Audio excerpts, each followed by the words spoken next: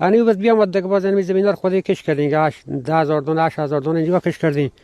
یک 8000 هم به سری پشت زمین. قیمت اینا چقدر است قلمچی؟ قلمچی از این قلمچی تنهایی به اندازه اینم در اندازه 160 بود ما بخریدیم به 30 روپیه. دانگی ها. یعنی یک خلیتی 2 کیلویی تقریبا 300 دانه میگرفته. به تا یک خلیتی 2 کیلویی 2 کیلویی از 300 دانه میشد که 10000 روپیه کیلو 10000 روپیه قیمت داشته. ما بگرفتیم باز اون نفر به گلخونه شونده بود. باز یک گلخونه و دانه 50 افغانی برای ما بداد اینا که میتر اندازه بوته با اینجوری میشدیم. باز ما اینا رو بشوندیم و اینم بیشتر از اون خودیم با شریک کردیم. خشکم شده آسیب هم دیده از وقتی از اینا که شوندیم هیچی خشک نشده.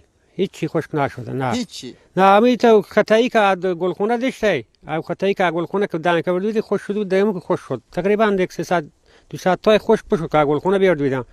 و می جگه ای بردش. و دوا پیشی بکردیم ماهی. ما نام قرچی یک کرده گرفتیم قرچی بزدیم پدر قرچی از شرکت ها وستوندیم دیگه یک رقم تقویتی بزدیم.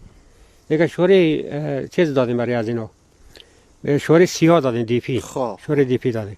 یعنی اینا یک کنیم جری به 5 کیسه شوری دی پی پشت دادیم. بسیار عالی آقای بزرگوار خوشحال شدیم. معلومات